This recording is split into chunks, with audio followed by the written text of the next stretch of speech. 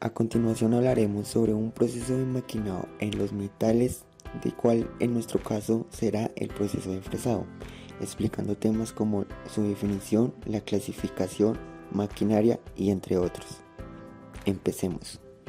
Mecanizado por fresado consiste básicamente en el corte del material que se mecaniza con una herramienta rotativa de varios dientes denominada fresa.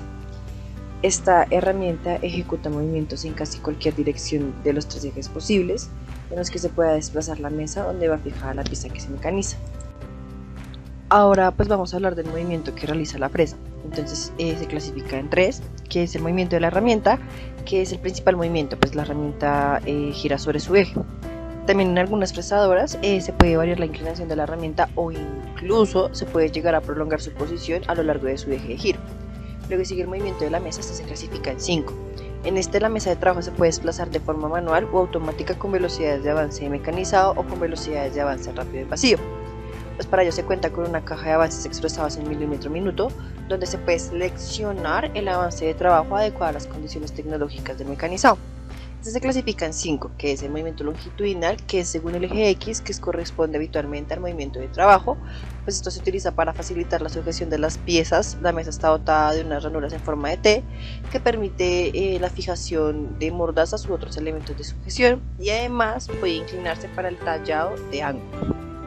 Luego sigue el movimiento transversal, según el eje Y, que corresponde al desplazamiento transversal de la mesa de trabajo y se utiliza básicamente para posicionar la herramienta de fresar en la posición correcta.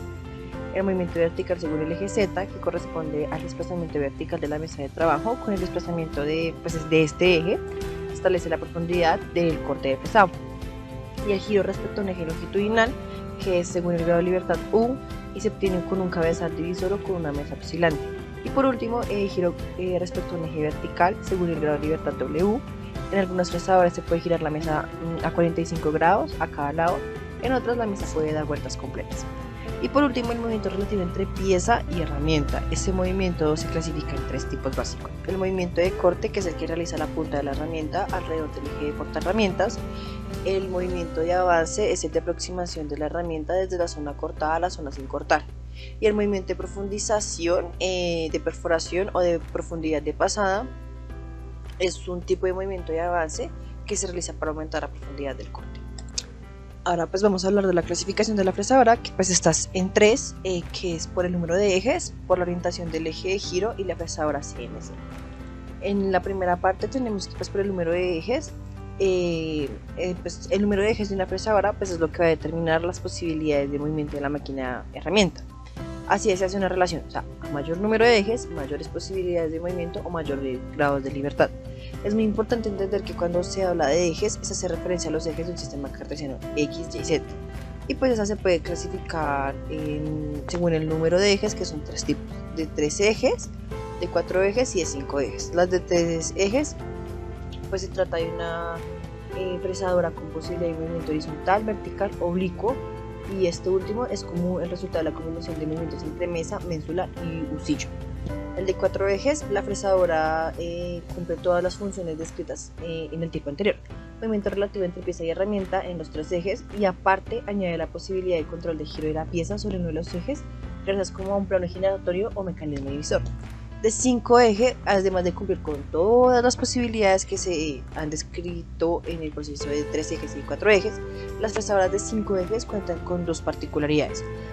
Una parte permite el control de giro de la pieza sobre 2 de sus ejes, y la otra permite el giro de la pieza sobre un eje horizontal y que la herramienta pueda inclinarse alrededor de un eje perpendicular al anterior. Ya luego se clasifica por la orientación del eje de giro, que es la fresadora manual, que pues se opera manualmente. Luego sigue ya la fresadora simple, que se trata pues de la más elemental, es con un movimiento automatizado, el husillo o eje portafresado en horizontal. Y la mesa tiene un desplazamiento vertical que es accionado manualmente mediante un tornillo. Sigue la fresadora universal, pues en apariencia es como muy similar a las fresadoras simples, pero las fresadoras universales se diferencian pues de aquellas en el momento de que el carro gira alrededor de un eje vertical y la fresa va en sentido horizontal en el husillo.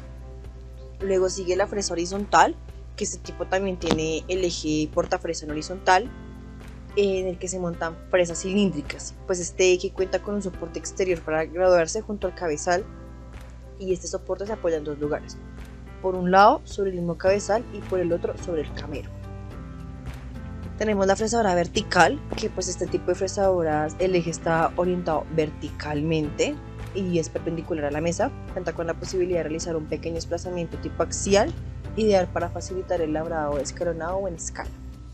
Fresadora vertical de banco fijo o bancada, son de construcción robusta, o sea, son muy grandes, y el banco es una única pieza fundida, rígida y de gran peso, encargada de soportar la mesa de trabajo.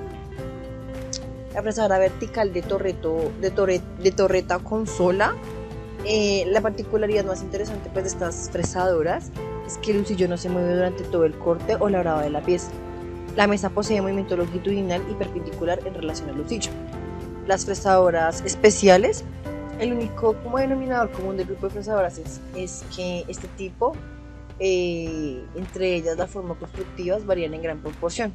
Pues esto es debido a que los distintos procesos de fabricación para los que han sido pensados. Y por último tenemos la fresadora circular. Las fresadoras circulares admiten la posibilidad de trabajar con uno o varios cabezales verticales, de forma que cada uno pueda ejercer una función distinta durante el proceso de fabricación. Ahora tenemos pues las fresadoras CNC, que son con control numérico por computadora, pues es un ejemplo de automatización programable. Estas se diseñaron para adaptar las variaciones en la configuración de productos. Su principal aplicación se centra en volúmenes de producción medios de piezas sencillas y en volúmenes de producción medios y bajos de piezas complejas. Esto permite realizar que el proceso sea como más mecanizado, con más precisión, con la facilidad de representar o cambiar el modelo de pieza a otra mediante la inserción del programa correspondiente y de las nuevas herramientas que tengan que utilizar, así como el sistema de sujeción a las piezas. Todo esto usando el control numérico para hacer el proceso.